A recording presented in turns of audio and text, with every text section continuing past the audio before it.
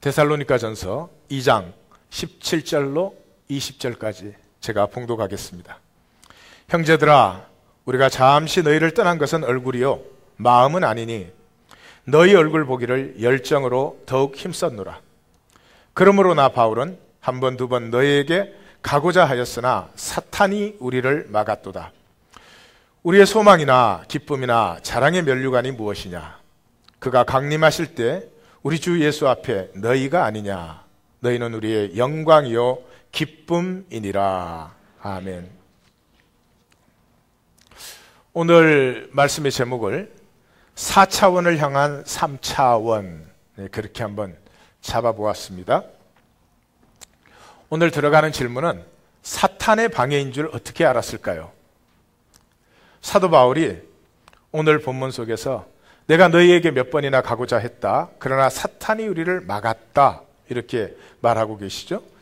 사도행전 16장에 보면은 사도 바울이 소아시아 지역에 선교를 하기 위해서 갈 때 그때도 막혔습니다. 그때는 성령이 아시아에서 말씀을 전하지 못하게 하였다. 또 우리가 그렇게 가고자 하고 애썼지만은 예수의 영이 허락하지 아니하였다. 어떨 때는 사탄이 막은 것이고 어떨 때는 성령이 막은 것이고 어떻게 알까요? 어떻게 알까요? 물어야 대답하실 리가 없지. 그럼 서로 한번 대답을 해보세요. 예? 어떻게 알았을까?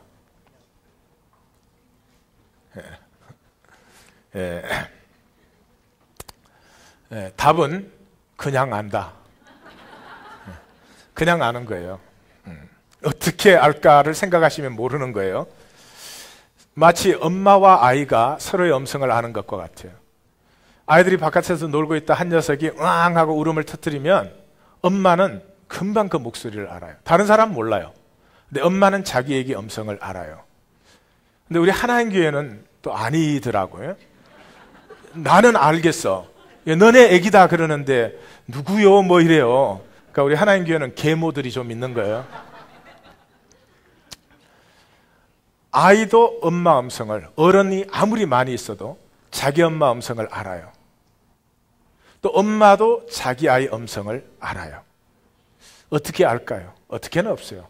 사니까 아는 거예요. 그래서 살면 안다. 그런 알물 야다다 그렇게 하죠.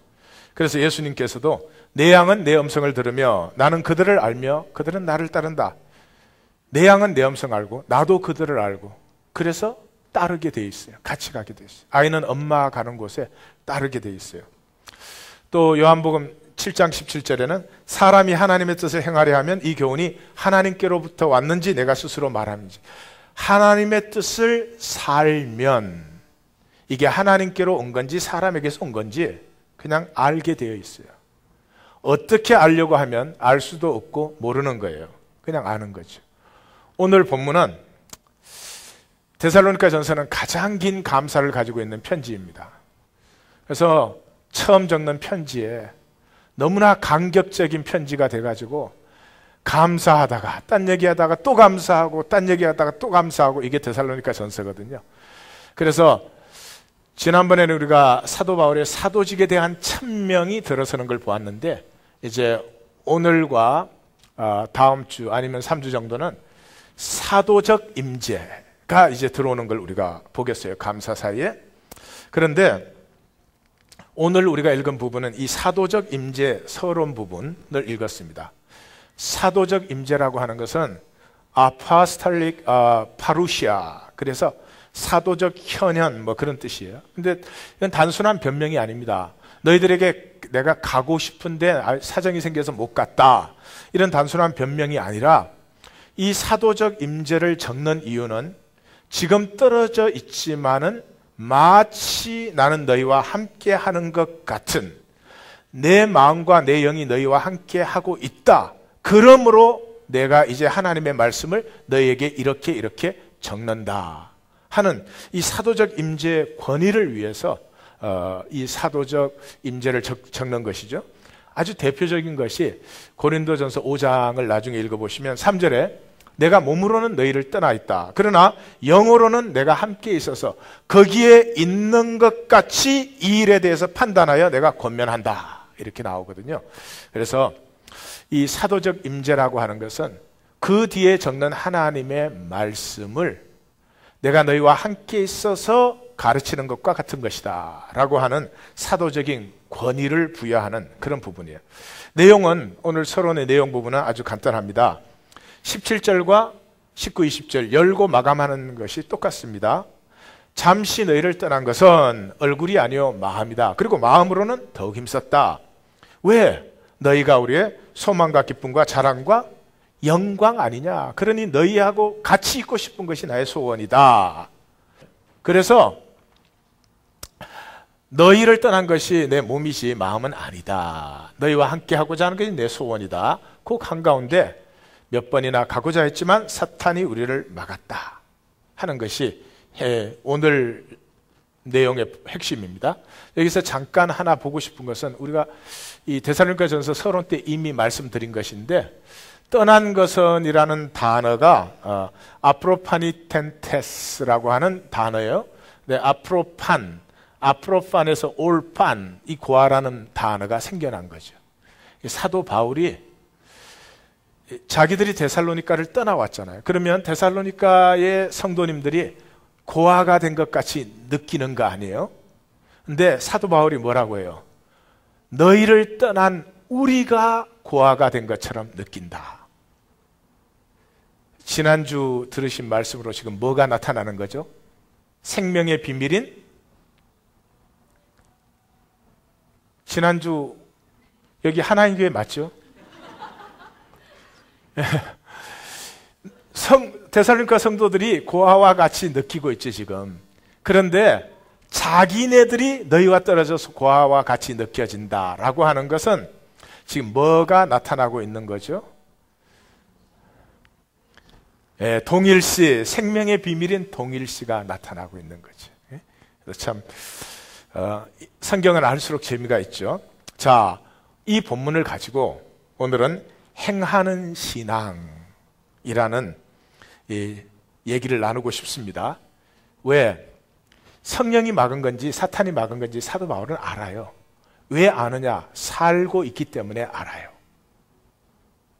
그래서 우리 교회도 이제는 사는 단계에 들어갈 때가 되어 있어요. 우리가 만 6년 감사를 지난주에 드렸어요. 첫 3년 하나님의 나라와 성경의 맥에 대해서 우리가 나누었어요. 대부분의 교회가 평생 그것만 나눕니다. 하나님 안에서 우리의 신분, 우리가 제사함 받았다, 우리는 하나님의 자녀다, 유업자다, 하나님의 약속을 얼마든지 누린다, 맨날 이런 얘기만 해요. 그 다음 단계는 우리의 신분이 무엇인지 확정되었으면 그 다음엔 자라야 돼요. 자람의 스테이지가 필요해요. 그래서 그때 내가 누구며 에고가 무엇이며 참나와 가짜나, 그리고 이 참나로 이루어지는 공동체가 무엇이냐 하는 것을 3년간 우리가 나누었어요. 자, 이제 6년을 마치고 오늘 주일로부터 우리는 안식에 들어갑니다. 안식에. 근데 많은 사람이 안식이 몸의 안식인 줄로 알아요. 몸도 안식하겠지. 그러나 영혼의 안식을 얘기하는 것입니다. 예수님은 안식일 뿐만 아니라 안식의 주인이다 이렇게까지 말씀을 하시는데 굉장히 몸으로는 힘들게 사셨습니다. 죽음까지도 힘드셨습니다. 적어도 복음서를 보면 밤을 새워서 기도하신 적도 많고 하루 종일 밤늦게까지 사역하신 적도 많습니다. 그렇기 때문에 안식이 있습니다. 안식은 내가 믿는 바를 살 때 안식이 옵니다. 내가 믿지만 살지 않는 사람은 불안해합니다. 그래서 이제 안식에 들어간다는 말은 우리가 이제 믿는 믿음을 행함으로 살 때가 시작되었다 하는 것이에요. 그래서 행하는 신앙, 이렇게 오늘 말씀을 좀 나눠보겠습니다. 이 행함의 신앙을 가장 잘 표현하는 책이 골로새서입니다. 골로새서 영적으로 참 깊은 책인데요. 시간이 있으면 전체를 나누고 싶지만 핵심 부분을 보도록 하겠어요. 골로새서 2장 6절에서 10절까지입니다. 10절까지인데 거기에 보면 골로새서가요, 어떻게 보면 거꾸로 쓰는 책이에요. 이렇게 해서 이렇게 살아라가 아니라 이렇게 살아라 이렇게 먼저 던져요. 이렇게 살 수 있는 것은 이러한 것이 이루어졌기 때문에, 그것을 할 수 있는 것은 이 일이 완성되었기 때문에, 이렇게 뿌리를 파고 들어가는 그런 책이 골로새서예요. 골로새서 2장 6절에서 10절을 보면 3차원의 얘기가 나옵니다. 제일 처음에 3차원부터 나와요. 어떻게? 그러므로 너희가 그리스도 예수를 주로 받았으니 그 안에서 행하되, 중심이 그 안에서 행하라. 행함, work. We are work by faith, not by sight. 우리가 보이는 것으로 살지 아니하고 믿음으로 산다라고 말한 그 워킹입니다. 그래서 그 안에 행하라 하는 것이죠. 로마서로 하면은 로마서 6장에서 1절에서 6절까지 우리가 그리스도와 연합해서 하나가 되었다. 뭐 함께 죽고 함께 장사 지내고 함께 부활해서 함께 하늘 보좌, 그 신분에 대해서 6절까지 말해요. 그 다음에 7절에서 11절까지는 여기라라고 하는 것은 그 이루어진 것을 실제로 받아들이는 훈련을 해라. 자, 그 여긴 것에 나를 드리기 시작할 때, 내가 인정한 진리를 살 때, 행할 때, 그때 진리가 체험되어집니다. 진리의 체험은 생각으로 하는 것이 아니라 삶으로 하는 것이죠. 진리가 체험되어질 때 능력이 솟아나기 시작합니다. 생수의 강이 배에서부터 솟아나죠. 그래서 에너지가 방출되는 스테이지가 돼요. 그래서 이때 이 곁에 오는 사람들은 치유받고 회복되고 새로운 용기를 얻고, 길이 불분명하던 사람이 가까이 오면은 그 사람 옆에 있는 것만으로 갑자기 길이 선명해져요. 이런 역사들이 나타나기 시작합니다. 그런데 제가 차원이라고 그렇게 표현을 했어요. 단계라고 하지 않았어요. 같은 질의 것이 조금 자라가는 게 아니라 완전히 새로운 세계가 열려지는 것이에요. 주는 그리스도시요 살아계신 하나님의 아들이시니이다 라고 고백하기까지의 베드로의 삶은 통곡이 터지고 나서의 베드로의 삶과는 질적으로 전혀 다른 세계가 열려버린 것입니다. 옛날 세계로 살아라 그래도 살을 수가 없습니다. 그 다음에 성령이 임한 후의 베드로의 삶은 성령이 임하기 전에 베드로의 삶과 좀 뭐가 발전된 게 아니고요, 조금 개발이 더 된 것이 아니라 전혀 새로운 차원의 삶이 열려버린 것이죠. 자, 그래서 단계가 아니라 제가 차원이라고 했습니다. 차원이라고 하는 것은 어떻게 열리느냐 그러면 자기 차원의 삶에 갈등이 반드시 생겨요. 갈등이, 내 차원에서 내가 모든 걸 해석하고 사는데 그것으로 삶의 문제가, 세상 문제가, 인생 문제가, 관계의 문제가, 하나님의 문제가 해결이 안 되는 거예요. 그래서 어느 날 그 갈등 때문에 내 껍질이 팍 터져버려요. 부글부글 끓다가. 그때 새로운 세계가 확 열리면서 엄청난 에너지가 방출되기 시작해요.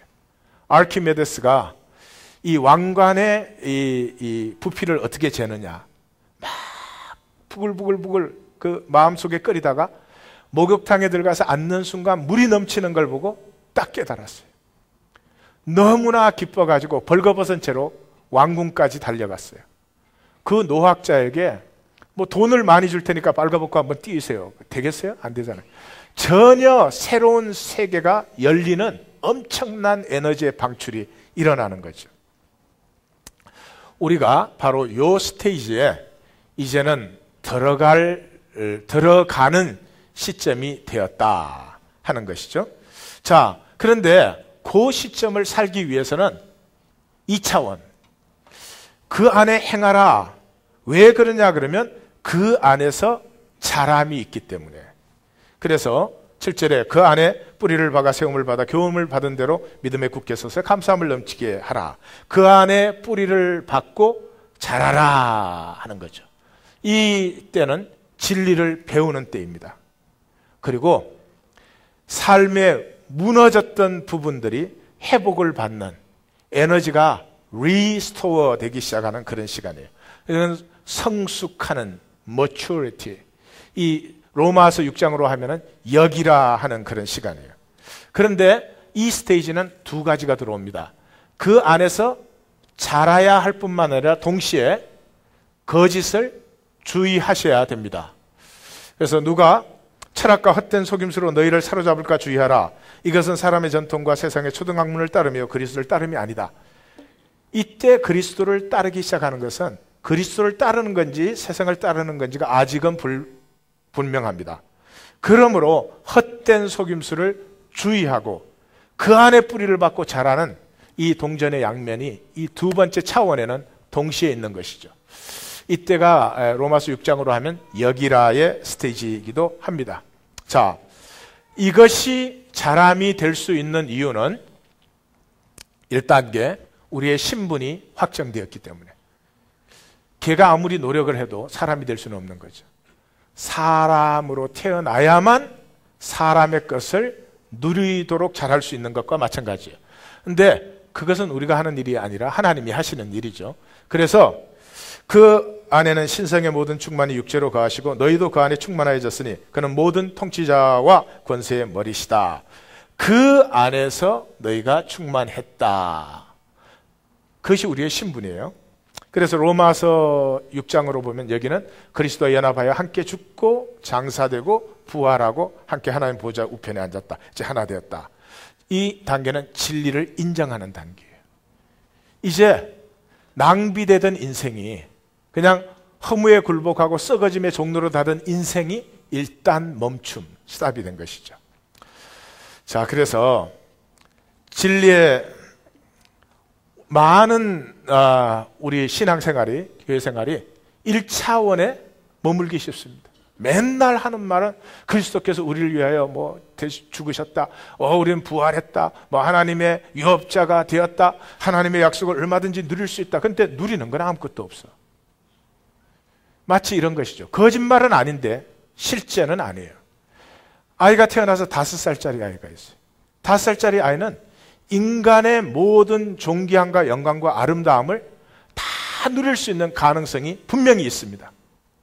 근데 그 아이가 5살짜리로 가만히 있으면 자라지 않으면 사실은 사실이지만 거짓말이 되는 것이죠.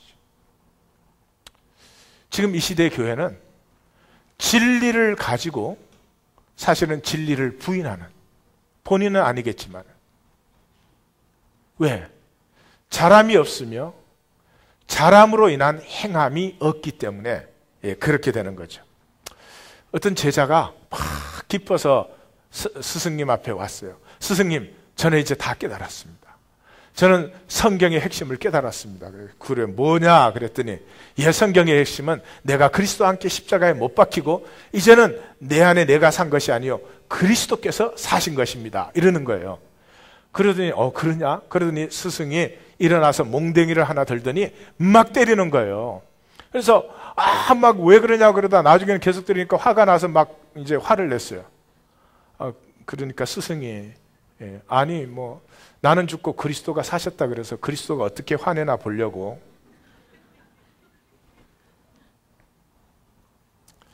우리 성경적인 신앙은 깨달음의 신앙이 아닙니다. 삶의 신앙입니다. 삶에서 그리스도의 사랑과 사랑 안에서 회복된 생명을 누리라는 거지. 여러분, 아이가 태어나가지고 다 컴퓨터 앞에서 세상 모든 걸 다 깨닫고 말을 하는데 삶은 조금도 살지 않아요.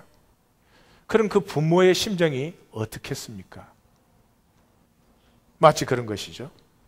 그래서 성경은 행함이 없는 신앙에 대해서 경고하고 있습니다. 야고보서는 전체니까 제가 아예 소개도 안 합니다. 디모데 후서 3장 7절에 항상 배우나 끝내 진리의 지식에 이를 수 없느니. 진리의 지식이 뭐예요? 야다. 항상 배우지만 진리의 실제 결코 이르지 못하는 사람. 그러니까 언제나 입으로는 하나님 하나님 하는데 이 사람에게 실제는 항상 세상이죠. 그 참 안타깝습니다. 믿는 건 하나님이요, 사는 건 세상이에요. 세상을 살려면 세상을 믿어버려야 세상 것이라도 누리는데, 믿는 건 하나님인데 사는 건 세상을 사네. 자기중심적인 심리적인 어떤 그 평강 외에는 아무것도 없는 사람. 옆에 사람이 보면 기가 막히게 위선적이고, 말은 그럴듯하지만 삶은 정말 딱한, 왜 저렇게 사나, 그런 삶이 되는 거죠. 이 경고를 한 바로 그 뒤에서 사도 바울이 자기 생애를 마감하면서 자기의 삶을 이렇게 정리하죠. 전제와 같이 내가 벌써 부어지고 떠날 시각이 가까웠도다. 그 다음에 뭐라고요? 나는 선한 싸움을 싸우고 나의 달려갈 길을 마치고 믿음을 지켰으니. 동사입니다. 신앙은 동사입니다. 명사가 아닙니다. 진리를 깨달았다, 알았다, 그런 것이 아니라 내가 어떻게 살았다는 것이죠. 내가 선한 싸움을 싸우고 내가 달려가야 될 그 길을 달려갔고 내가 지켜야 될 그 믿음을 지켜왔다. 그래서 이제후로는 나를 위하여 의의 면류관이 예비되었으므로 주 곧 의로우신 재판장이 그날에 내게 주실 것이니 내게뿐만 아니라 주의 나타나심을 사모하는 모든 사람에게로다. 사도 바울이 의의 면류관이 예비되었다. 여러분은 그 의의 면류관을 한번 생각해 보신 적이 있으십니까? 사도 바울은 비교적 짧은 생애를 살았습니다. 아주 험난한 생애를 살았습니다. 우리에게 사도 바울이지 사는 당시에 사도 바울의 삶은 그렇게 각광을 받고 인기를 끄는 그런 것도 아니었습니다. 그런데 이 짧은 생애가 이 땅에 살고 열매를 맺은 후 그의 열매, 그의 삶과 그의 말씀이 2000년을 흐르면서 얼마나 많은 생명을 새롭게 했습니까? 이 새로움을 받은 생명들을 통해서 얼마나 많은 생명 속에 진리와 기쁨이 회복되어졌습니까? 지금도 얼마나 상하고 거짓에 시달리고 생명의 존귀함이 이뤄지는 자리에 사도 바울의 삶과 말씀이 지금도 그 생명을 새롭게 하고 있습니까? 저는 우리 모든 성도님들의 삶이 이러한 삶이 되어지시기를 주님의 이름으로 축원합니다. 그 삶이 되는 비밀은 아주 단순한 것입니다. 진리를 아시시오? 사시면 되는 것입니다. 사시면 되는 것입니다. 자, 각 차원의 성숙은 갈등을 통해서 성장한다. 제가 이렇게 말씀드렸잖아요. 1차원, 그리스도 안에서 충만해진 상태. 이건 하나님이 하신 거죠. 2차원, 그리스도 안에서 세워지는 단계. 3차원, 그리스도 안에서 행하는 단계예요. 자, 근데 사실은 우리가 이 행함의 신앙으로 출발하는 오늘부터의 설교는, 주입식 설교는 사실은 효과가 없어요. 이 1차원의 신앙일 때는 주입식 설교가 한 95% 효과가 있습니다. 이루어진 사실에 대해서 가르쳐 주면 되는 거거든요. 근데 2차원만 가도 이 주입식 설교는 별로 도움이 되지 못합니다. 내가 자라나야 되는데 여기는 스스로의 인식과 스스로의 돌이킴과 스스로의 결단이 필요하기 때문에 제가 아무리 맞게 설명해줘도 맞는 줄은 알지만 그것으로 자신이 변화되지는 못하는 것이죠. 그래서 굉장히 효과가 제한되어집니다. 3차원에 들어갔을 때는 이 설교라는 것은 거의 효과가 없습니다. 주입식 설교는. 그래서 이때 설교는 문답식으로 해야 됩니다. 제가 질문을 던지면 여러분이 답변을 하시고, 여러분의 답변은 뭐를 포함하고 있어요? 여러분 자신의 모순을 포함하고 있습니다. 그 모순에 대해서 내가 또 질문을 던져줘요. 그러면 그 모순을 발견하고 스스로 벗어날 수 있죠. 그때 또 질문을. 그래서 자신 안에서 한 가지에 대해서라도 모든 모순을, 갈등을 극복한 자리로 스스로 나와야 되기 때문에 제가 할 수 있는 건 질문을 던지는 것밖에 없어요. 복음서를 읽어보세요. 예수님이 답변을 주신 적은 거의 없습니다. 항상 질문을 던지잖아요. 질문을. 바로 그런 것이죠. 그래야 되는데 이 문답식의 설교라는 것은 사실은 방식이나 시간에 구애가 없어야 됩니다.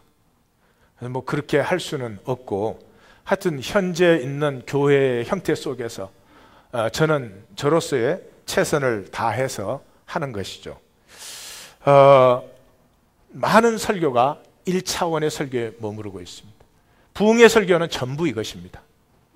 하나님이 이렇게 은혜롭다, 하나님이 이렇게 사랑이 많으시다, 하나님께서 우리에게 모든 걸 이루셨다, 약속하셨다, 할렐루야, 아멘, 좋은 것밖에 없죠.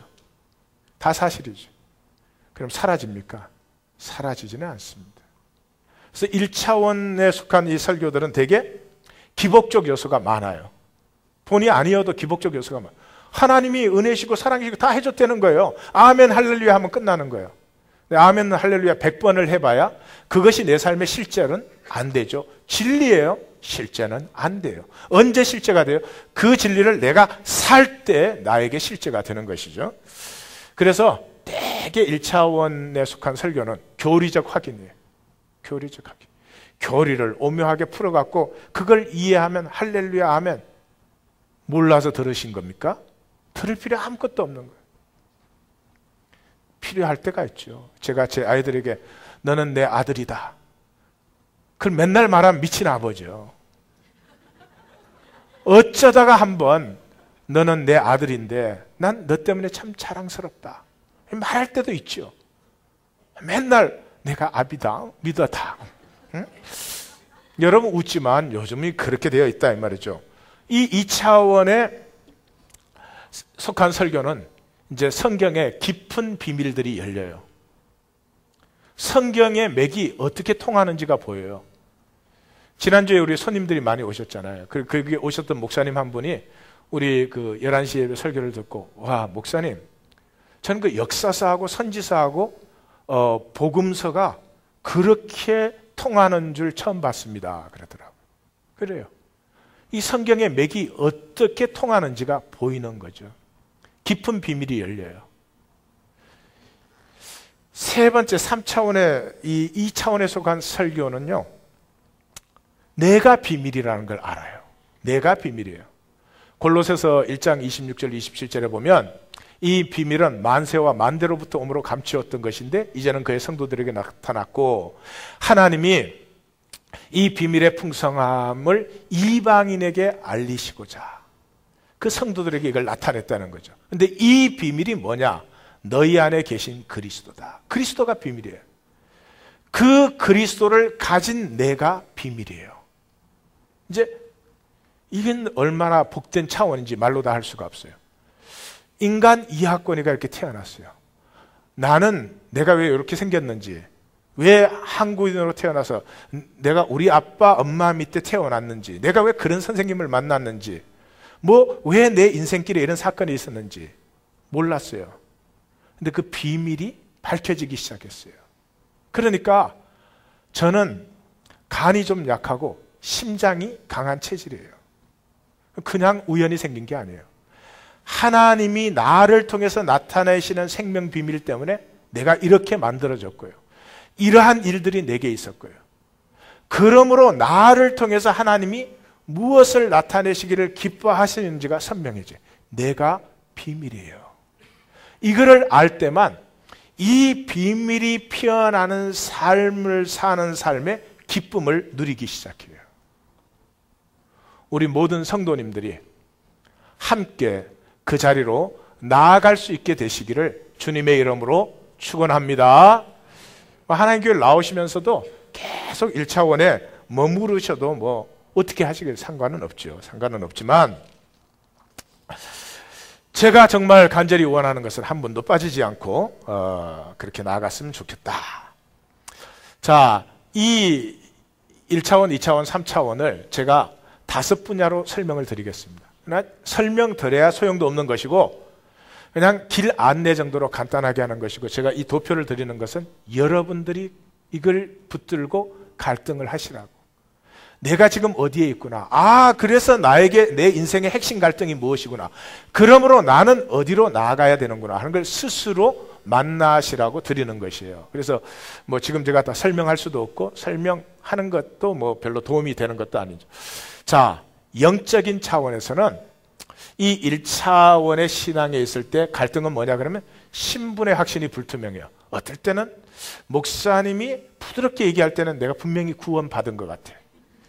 근데 세게 얘기하면 내 확신이 이게 가짜인 것 같아. 그래서 홀수주일에는 성령 충만했다가 짝수주일에는 불안 충만했다가 왔다 갔다 하는 그 사람은 그 갈등을 통해서 어디로 나아가는 거예요? 복음의 확신으로. 나의 저주와 죽음과 자신을 동일시하신 하나님의 동일시에 나아갔을 때 비로소 이제 그 문제를 넘어서게 되는 것이죠. 그렇게 하면은 2차원의 세계를 들어가면 이때부터의 갈등은 뭐냐 그러면 육신을 따르는 것이에요. 내가 분명히 하나님을 믿는데 나에게 영적 세계는 전혀 실제가 아니야. 육신의 세계가 실제이기 때문에 뭐 무엇을 먹을까 마실까 입을까 그런 거 구하지 말라 다 알지만 가만 기도의 내용을 보면 가만 사는 걸 보면 가만 내 시간을 쓰는 걸 보면 그거를 다 쓰는 거예요. 그러니 점점 그 육신의 세계의 종노릇이 돼가지고 허무한 것, 내 인생이 왜 이러지? 그런 것들을 붙들고 갈등을 하는 거예요. 갈등 안 하면 되는데 자기가 갈등하면서 나는 왜 이렇게 갈등할까 또 이래요. 그 갈등을 주신 이유가 육신을 따르는 삶에서 성령을 따르는 삶으로 인도해내시기 위해서 그 갈등을 주신 거죠. 자, 이렇게 성령을 따르는 훈련이 되어졌을 때 3차원 세계로 들어갑니다. 성령을 따라보면 여러분 뭐를 아는 줄 아세요? 내가 성령에 얼마나 둔한지를 비로소 깨달아요. 아예 관심도 없었구나 나는. 그걸 깨달아요. 야, 완전히 소경이 소경을 인도했구나. 제가 열심히 목회를 했거든요. 진짜 열심히 했어요. 그런데 여기를 딱 만나고 나를 돌아보니까요, 완전히 소경이 소경을 인도한 거예요. 설교도 그냥 은혜 끼치려고 딱 설교 끝나고 나서 이제 잘했다 소리 들으면 돼. 한 주 한 주 설교가 신앙의 여정을 인도하는 설교가 돼야 되잖아요. 응? 여기까지 왔고 여기서 이제 다음 또 목적지로 나아가고 그래야 되는 것인데 앉은 자리에서 맨날 멋있는 얘기, 감동만 받으면 돼. 그 감동 어디까지 가요? 친교실까지도 못 가는 감동이에요. 솔직히 말해서. 주로 그 예화를 중심으로 한 설교들. 가슴이 뜨끈하지. 1초 이상도 안 가요. That gets nowhere. 성도의 삶이 진정으로 장성한 분량이 충만한데 이럴 수가 없죠. 그래서 그때는 성령님의 인도에 둔감함이 가슴에 아픔이 돼요. 그 갈등 왜 주셨어요? 성령님의 인도에 민감해지도록. 성령님이 인도하시는 걸 아는데 불순종할 수 있는 사람은 없어요. 만약에 그런 사람이 있다면 그럼 사도 바울이 말한 것처럼 양심에 화인 맞거나 영혼이 저주받은 거겠죠. 성령님은 너무너무 아름다운 인격이시기 때문에 그 성령님이 원하시고 내가 그것을 깨달아 알면요, 내 목숨을 바쳐도 하고 싶어져요. 그런 역사가 이 안에 있는 거죠. 이 3차원. 그래서 그것을 살게 돼요. 살게 되었을 때 야다라는 4차원 세계에 들어가요. 하나님은 나를 알고 나는 하나님을 알고 모든 것 속에서 내가 하나님과 함께 하기 때문에 불안과 두려움이 없는 이런 삶으로 나아가는 거죠. 자, 그걸 우리 인격 면에서 보면 지정의로 나눌 수 있죠. 이성적인 면에서는 갈등이요, 1차원에서는 총명이 어두운 거죠. 우리 그 친교실 가면 아이들이 말이죠, 아침에 뭐 엄마가 성가대 있다 그러면 일찍 와가지고 아침부터 아이스크림 먹겠다고. 그게 총명이 어두워서 그래요. 아니 뭐가 자기에게 좋고 나쁜지를 모르는 거지. 근데 그걸 나무라는 엄마도 보면 총명이 어두워. 뭐가 좋고 나쁜지를 모르는 거야. 그냥 뭐 사람들이 좋다 그러면 좋아 보여. 명품 뭐 이런 거 뭐 그런 거, 그런 게 좋아 보이는 거지. 그 총명이 어두워져. 이 갈등을 통해서 우리에게 우리 중심에 있는 새 마음이 이렇게 피어나게 해요. 그 사람이 이제 다음 단계로 올라가는데 그 다음 단계에 들어가면은 이제 갈등이 뭐가 돼요? 세상 교훈과 풍조를 따르는 것. 하나님 그런데 세상 게 좋아 보인단 말이에요. 그 갈등 때문에 어디에 들어가요? 모든 생각을 사로잡아 그리스도께 복종케 하나니. 이때 이제 드디어 브레이크가 생긴 거예요. 허무한 생각, 안 좋은 생각, 쓸데없는 생각, 악한 생각 이런 것들이 탁 떠오르면 브레이크가 딱 들어와요. 상당히 괜찮은 겁니다. 상당히 괜찮은 거예요. 모든 생각을 사로잡아 그리스도께 복종케 하나니. 이때부터 심령의 담대함이 누려지기 시작하죠. 예, 그걸 통해서 3차원에 들어갔는데 이 3차원에 들어갔을 때 우리의 이성적인 면에서의 갈등은 뭐예요? 교만이거든. 다른 사람이 모르잖아요. 여기 딱 들어간 사람 알죠? 뭐 말을 하는데 도대체 뭐야? 알고 하는 얘기가 아니거든. 그래서 나는 알고 나는 잘났기 때문에 내가 중심이 되어서 모든 걸 하려고 하는, 해결해 버리려고 하는 이런 것이 들어와요. 근데 그것이 하나도 덕을 세우지 못함을 보게 되죠. 이 갈등이죠. 거기서 어디로 나가요? 모든 선한 일을 행하기에 온전케 하려. 아, 내가 맞고 옳아도 내 식으로 되지 않아도 하나님의 선하심이 나다. 아니, 내가 알기 때문에 상대방의 틀릴 수 있음을 기다려주는, 그게 선한 일이에요. 선악과의 옳고 그름이 선한 일이 아니고요, 잘못되고 부족하고 틀린 상대방을 나도 그 자리에 있었으니까 깨우쳐서 스스로가 나을 수 있도록 기다려줄 수 있는 이 생명에 대한 경외심, 이게 모든 선한 일을. 그 다음에 이제 감정적인 부분에서는 1차원에서 항상 두려움을. 이 사람은 모든 게 두려워요. 예, 밥 먹고 나서 조금 속이 아프면 위암인가 뭐 이런 생각이 드는 거예요. 신문 보는데 무슨 광고하는데 뭐뭐에 좋다 정세를 쫙 적어놓은 거 보면 자기한테 보내시는 하나님의 편지 같아. 그래서 아멘, 이 약을 사 먹지 않을 수가 없는. 예. 예, 저한테 오시면 절반 가격에 해결해 드리겠습니다. 그래서 이 두려움에 사로잡힌 사람은 어디로, 그 두려움을 통해서 자유함에, 생명을 내가 지키는 것이 아니기 때문에 하나님께 맡겨진 자유를 누리게 하죠. 그래서 이 차원에 들어가면 이 사람은 분노가 많이 생겨요. 염려, 억눌림 이런 것이 따라오는데 그것이 전부 분노가 돼요. 왜냐 그러면 자기는 자기가 생각할 때 굉장히 노력하거든. 근데 다른 사람은 말이지 이해를 안 해주고, 예? 받아주지도 않는 거야. 분노가 막 생겨요. 이 사람은 그 갈등을 통해서 어디로? 평강과 희락과 화평, 오래 참음 이런 것을 누리게 해줘요. 아, 내가 이만큼 더 보고 자랐어도 상대방이 내 생각대로 되지 않는 게 더 좋을 때도 있구나. 되지 않아도 좋구나. 이런 것들이에요. 그래서 그걸 통해서 이제 3차원에 들어가잖아요. 3차원에 들어가면 이 사람에게는 갈등이 낙담이에요. 와, 이제 여기까지 온 사람은 이렇게까지 했는데도 안 되는구나. 나 이렇게까지 하면 재벌 되는 줄 알았는데, 재벌이 안 되는구나. 낙담이 돼요. 내가 여기까지 오면 남편이 변할 줄 알았는데. 하여튼 여기 낙담이 돼요. 마귀의 속임이죠. 그것을 통해서 어디로 들어가게 돼요? 자주. 아, 내가 원하는 대로 안 되어도, 내가 바라는 그 일이 이루어지지 않아도, 아니 내가 원하는 식으로 안 되어질 때 진정으로 하나님의 선하심이 피어나는구나 하는 걸 만나요. 그래서 자족함에 이르게 되는 거죠. 풍부나 빈핍이나 배부름이나 배고픔에 일체의 비결을 배웠노라. 배고픔에도 일체의 비결을 배웠노라. 오늘은 친교 시간에 먹는 것 갖고 안 싸우기. 예. 그 다음에 의지적인 면에서는요, 의지적인 면에서는 이제 1차원 때는 당연하죠. 불순종이죠. 다 자기 마음대로 하지 하나님의 뜻 상관도 안 하죠. 그러다 이제 그것 때문에 갈등이 돼서 하나님에게 순종하는 훈련이 시작되잖아요. 이제 시작해보면 또 자기가 뭘 하나 순종한 사람은 이 순종의 의가 보통 또 그래가지고 참지를 못해요. 절제가 부족해지. 그래서 이 사람은 이 성숙의 기간에는 뭘 배워요? 자기의 모든 것을 다 해놓고도 나는 무익한 종이로 소이다. 내 욕망과 내 자기중심적 성향이 비로소 컨트롤되는 단계에 들어가요.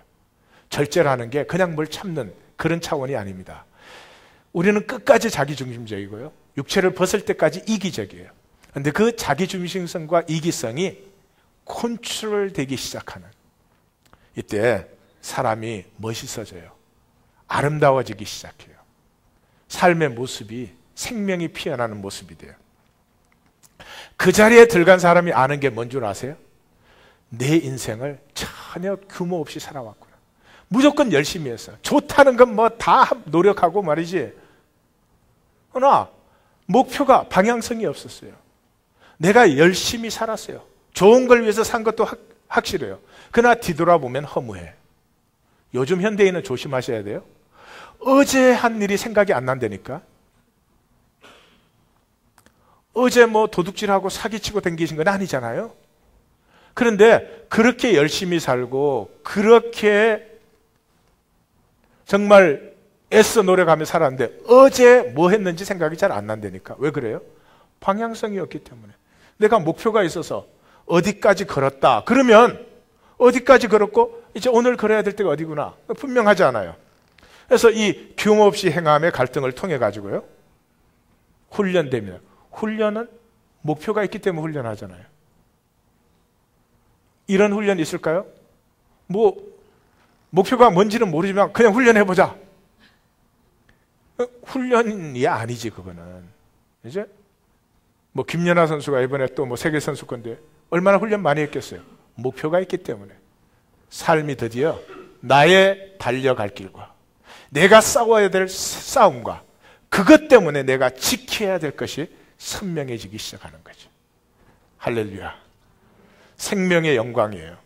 우리 모든 성도님들이 이를 누리시는 자리에 들어가게 되실 줄 믿습니다. 자, 삶은 결국은 관계성에서 열매를 맺어요. 삶은 이 모든 것은 결국 관계성 속에서 나타나야 돼요. 그래서 우리 성경의 최종 목표는 관계성 아니에요.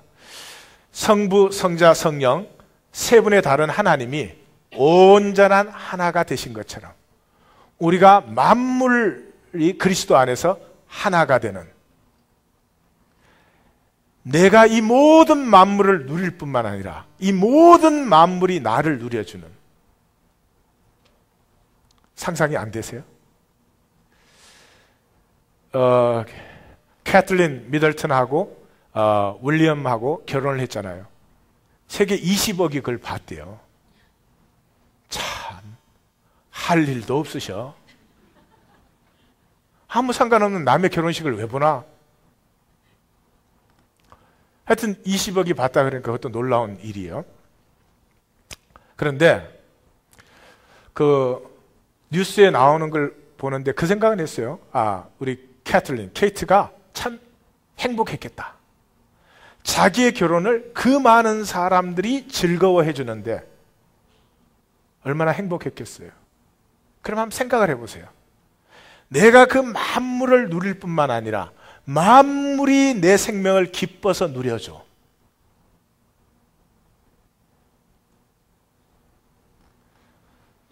표정이 다 부처님 같으셔서 그 속을 알 길이 없사옵나이다. 뭔가 좀 기쁨이 피어나야 되는 거 아니에요? 네? 그래서 우리의 삶은 결국은 관계성이 이제 그 핵심이죠. 그래서 예수님도 신앙이 뭐냐? 하나님을 사랑하고 이웃을 사랑해라. 그렇게 얘기했죠. 그래서 1차원에서는 이 사람의 특징은 거절해요.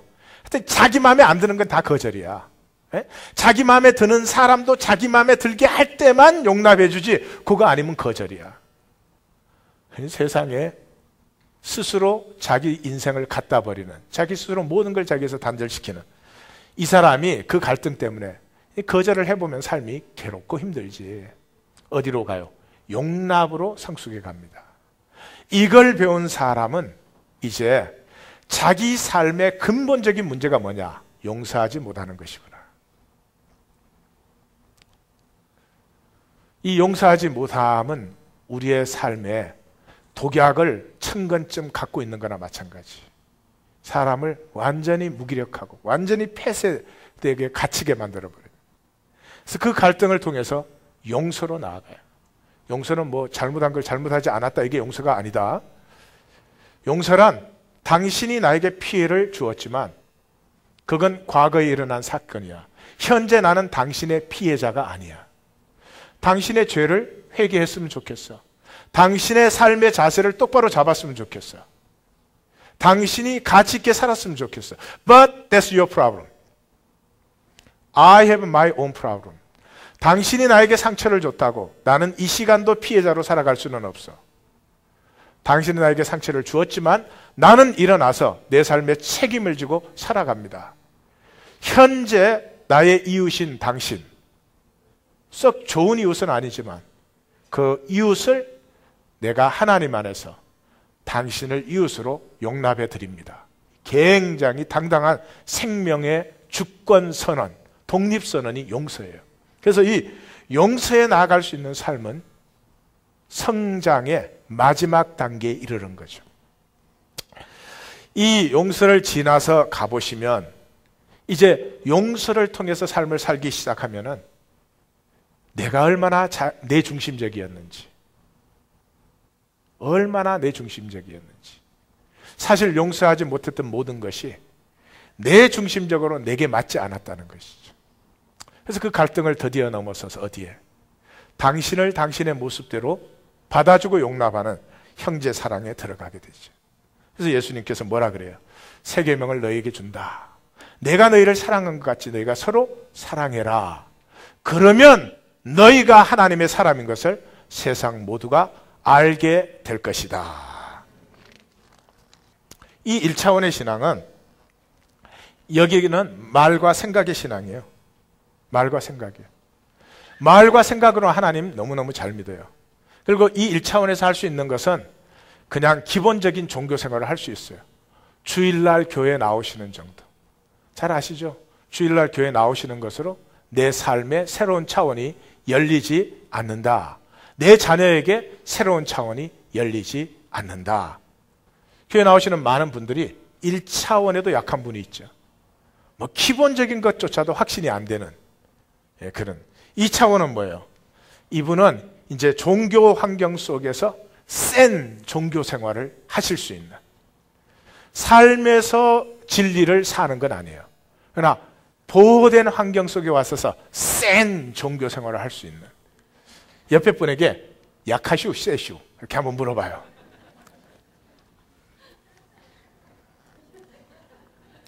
예. 자, 이제 한 가지만 더 설명을 하고 오늘은 마감을 하겠습니다. 그런데 행하는 신앙 그랬잖아요. 보통 사람들이 믿음과 행함을 반대로 생각을 하는 것 같아요. 그래서 믿음으로 구원받는다는 것은 행함으로 구원받는 것이 아니다, 뭐 이렇게 생각하는 분들도 계세요. 그러나 믿음과 행함은 동전의 양면처럼 분리될 수 없는 같은 실제예요. 제가 그것을 이제 설명을 드리겠습니다. 자, 그래서 제일 잘 표현할 수 있는 방법이 이 나무 그림인 것 같아요. 행함은 보이는 현상 세계에 나타나야 되는 거죠.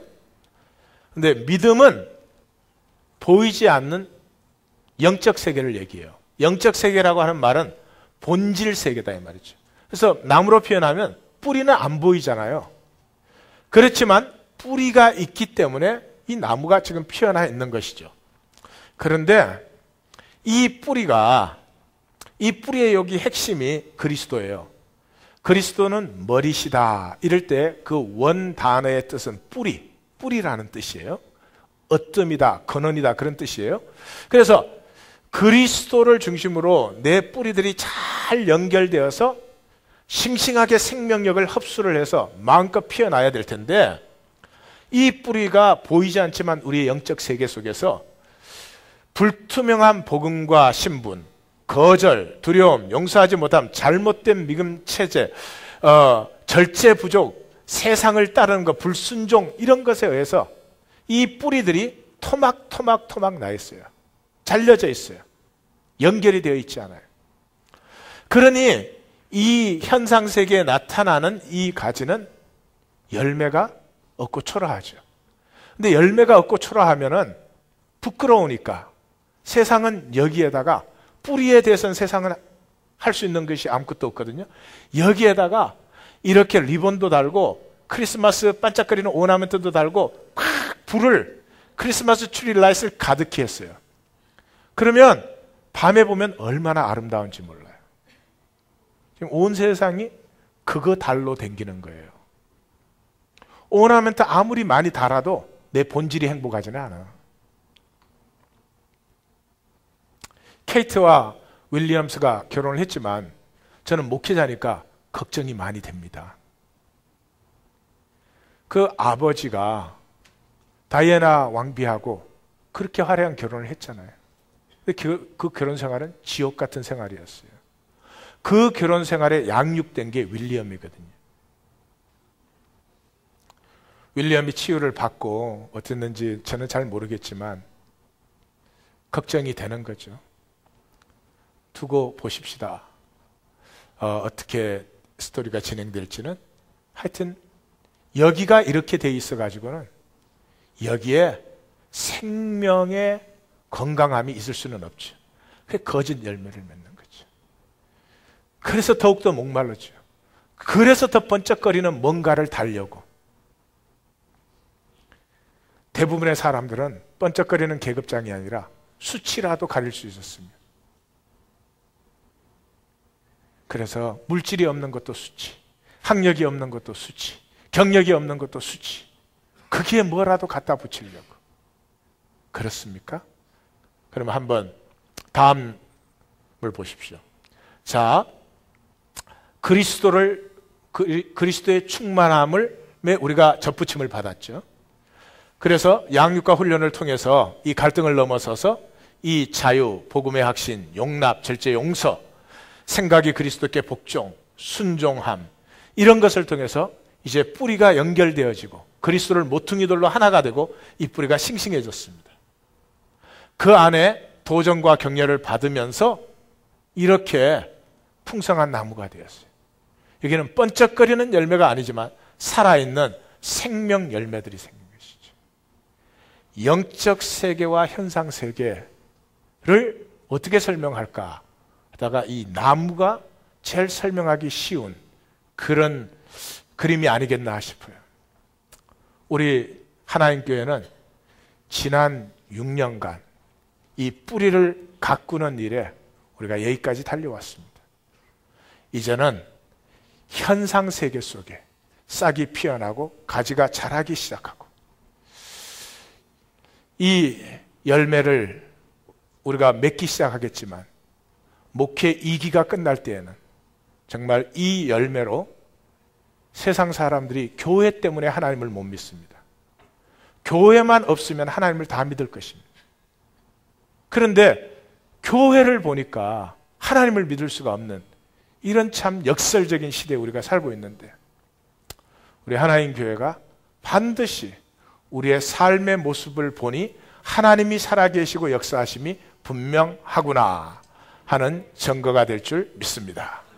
모든 성도님들의 삶이 행하는 삶, 이제는 현상세계 하나님의 임재와 역사를 누리는 삶이 되실 줄 믿습니다. 말씀을 기억하면서 우리 함께 기도하십시다.